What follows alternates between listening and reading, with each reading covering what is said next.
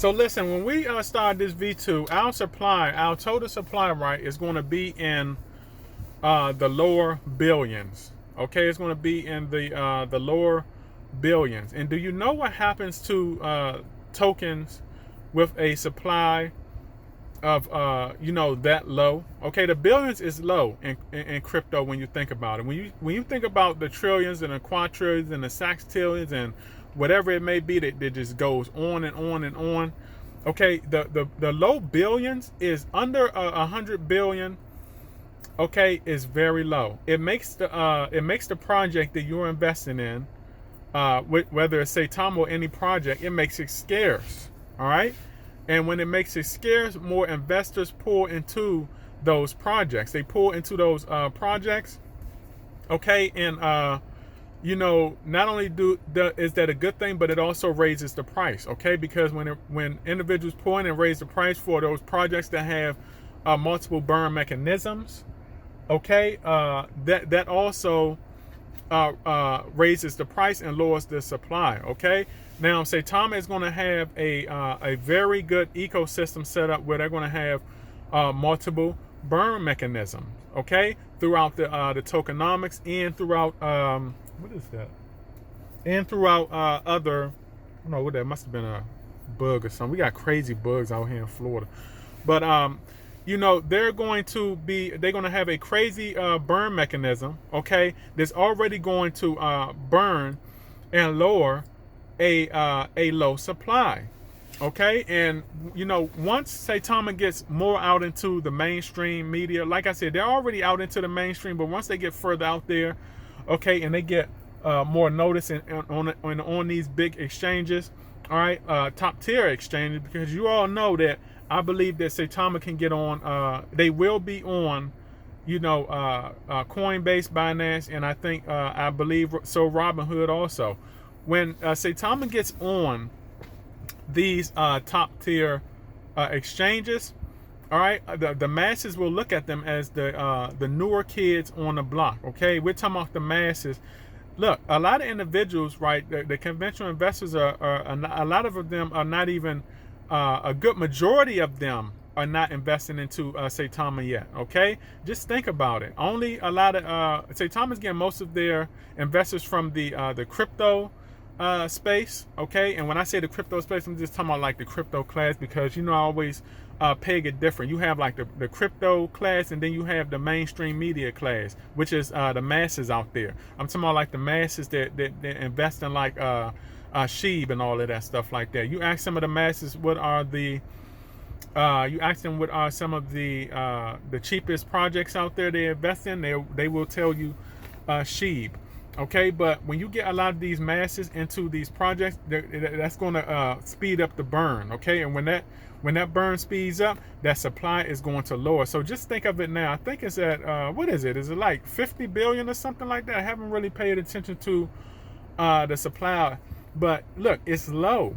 Okay, it's real low. So when that supply continues to lower, cryptos like Saitama will become scarce. It's already going to be one of the like the second cheapest projects out there. It's going to be like one of the cheapest projects out there when it hits the V2 and when it fully hits mainstream media.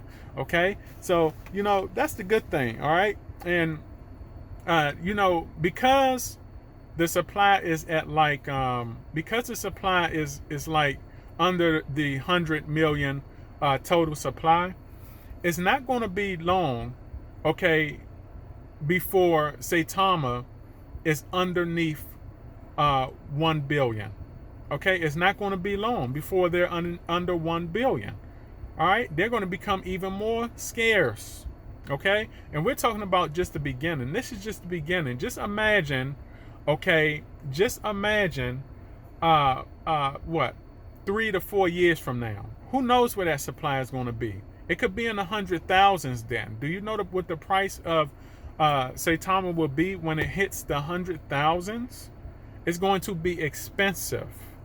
It's going to be very expensive. And this is why, I tell individuals like this. Do not panic because you're getting a certain amount or certain portions of crypto. Okay, the price of what Saitama is going to start out at, and the price of what you see crypto at now is not going to be nothing compared to what you're going to be seeing 3 to 4 or 5 years from now. Okay, and we're not even going to go 10 to 20 years down the road, because that's just going to be insane.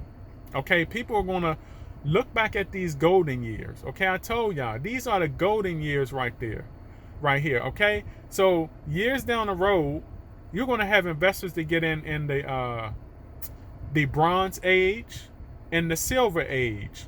Okay, or what is it? The gold, silver, and the bronze. Okay, and once you get into like this, some of the silver is going to be expensive, but once you get into the bronze age, man, they're going to look at our times and be hating on us. They're going to be so jealous of us, man. Look, we're in the golden ages, y'all. Y'all don't understand. They're going to be so pissed. They're going to say, man, I wish I was born back then. What, 2022?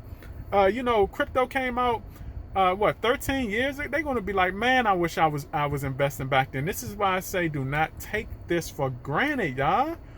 Y'all don't know. I think a lot of individuals out there, they're so much emotionally, right, invested into the now right now that they don't even think about the future. Okay, some of them don't even think about, 10, 20 years from then. Okay, like I told y'all, a lot of y'all are going to be sitting so wealthy out there, it's not even going to be funny. Okay, now some of you are going to make it. Some individuals are going to make it. Okay, and some of them are going to fall into certain categories. Some of them are going to fall into, the rich category. Some of them are going to fall into the wealthy category. Because like I told you, there is a difference right now between rich and wealthy. Okay? A lot of you out there are going to become rich. Or some of you are going to become wealthy. For the ones that become wealthy, you're going to have generational wealth, and you're going to be able to pass that down to your loved ones. Okay, now the ones of you who become rich, you are going to still be with the potential to go broke. There's a difference. All right, wealthy means that your money is working for you.